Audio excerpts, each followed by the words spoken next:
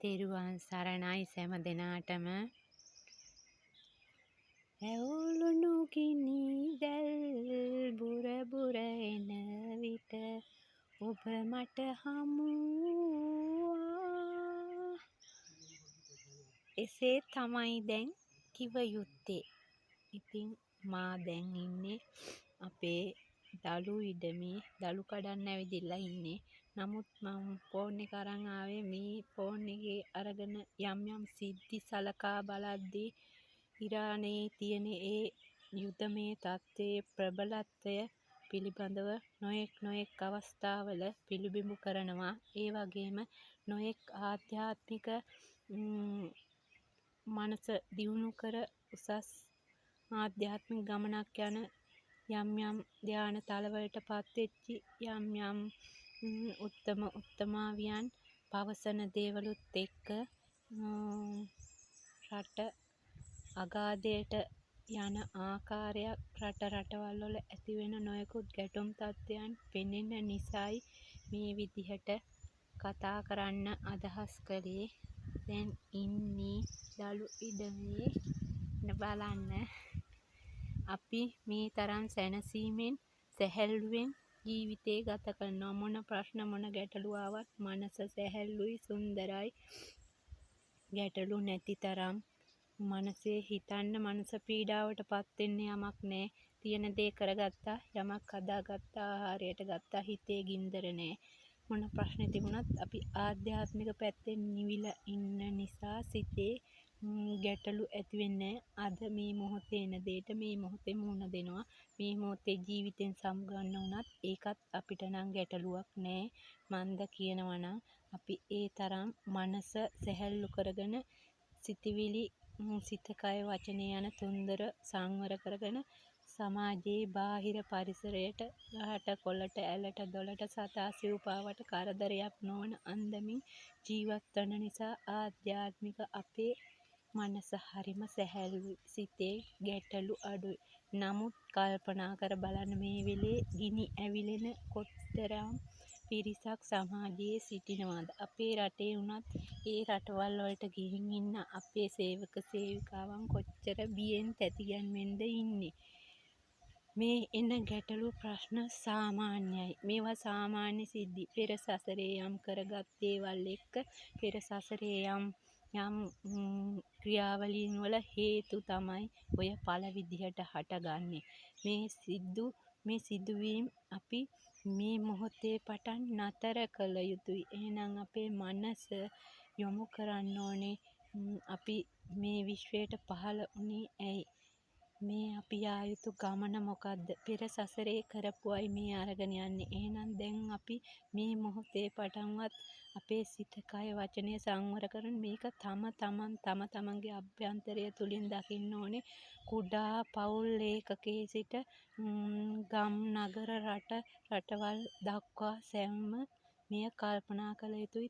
තමන් ස්වාධීනව තමන්ගේ සිත තමන්ගේ අභ්‍යන්තරය ගැන සොයා බැලිය යුතුයි.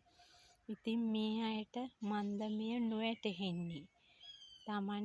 තමන් ආකාරය ඉටු කරගෙන තමන්ට අදාළ විදිහට සාමූහිකව ඒකාත්මිකව ආදරයෙන් කරුණාවෙන් දයාවෙන් මෛත්‍රියෙන් ජීවත් වෙන්නට බැරි ඇයි අපි කා කොටා ගන්නේ මොනවද අරන් යන්න අවශ්‍ය මතු භවයට?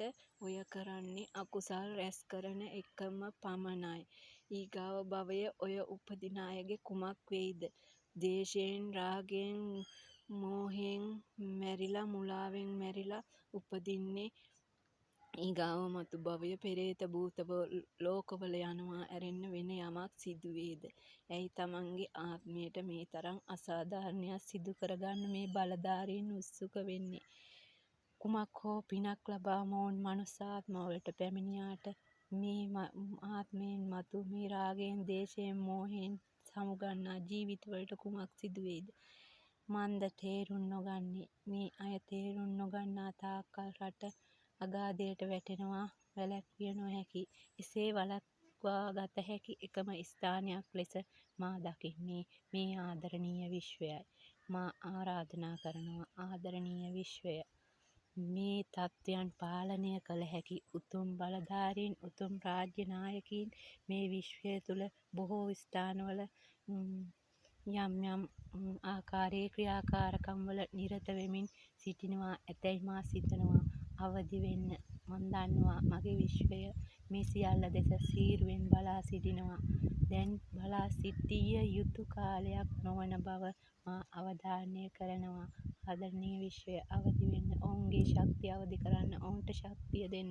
යා යුතු මගට ශක්තිය දී ඔවුන් අවදි කරන්න කාලය එළඹ ඇතැයි මට වැටහෙන කරුණකි. ඔබගේ ඒ උතුම් ක්‍රියාදාමය සිදුවන තෙක් මා අප සැම නොඉවසිල්ලෙන් බලා සිටින්නෙමු.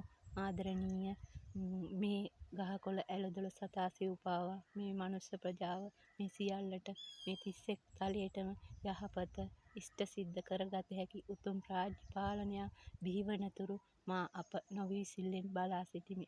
සැමටම යහපතක් කරන්නට ඒ උතුම් අවස්ථාව උදා කර දෙන මේ ආදරණීය විශ්වය ඔයාට ගොඩාක් ස්තුතියි. ආදරේ ගොඩාක්, විශ්වාසයි ගොඩාක්. ඉතින් ඊට ශක්තිය මේ ආධ්‍යාත්මික පසුතලයේ සිටින සැමගෙන් ලැබේවායි හදවතින් ප්‍රාර්ථනා කරනවා. ආධ්‍යාත්මික සැම මේ මොහොතේ ප්‍රඥාවෙන් අවදි වේවා. සැමට වාසනාවන්ත අනාගතයක් නුදුරේ බිහිවන්නට ශක්තිය ධෛර්යය දෙන සැමටම ආදරේ ස්තුතියි. සැමට යහපත උදා වේවා. මේ වගේ ලස්සන ලෝකයක් බිහි කරන්නට මේ විශ්වයේ ආශිර්වාදය, ආරක්ෂාව නිතැතින්ම ලැබේවායි හදවතින් ප්‍රාර්ථනා කරනවා. මේ වගේ සුන්දර පරිසරයක මේ සුන්දර විදිහට ගහකොළ ඇලදොළ සතා සිව්පාවා එක්ක හැමතෙම ජීවත් වෙන්න, ලස්සනට ජීවත් වෙන්න, සිනහමසු මුහුණින් ලස්සනව සුන්දර හැඟීම් බෙදාගෙන ජීවත් වෙන්න සැමට ශක්තිය, ධෛර්යය, වාසනාව නොමදවම ලැබේවායි හදවතින් ප්‍රාර්ථනා කරනවා. සිතේ ගින්දර නැතුව යන ගමන සතුටින් ගොස් අවසානයේ අප අමාමෑණී තථාගත සම්මා සම්බුදු පියාණන් වහන්සේ දේශනා කළ පරිදි උතුම් නිර්වාණ සුවයෙන් නිවී සැනසෙන්නට සැමට ශක්තිය, ධෛර්යය, වාසනාව උදා වේවා. ඊට දිරියදී ශක්තිය දෙන මගේ ආදරණීය විශ්වය, ඔයාට ස්තුතියි. ආදරේ ගොඩාක්. සැමටම යහපත උදා වේවා.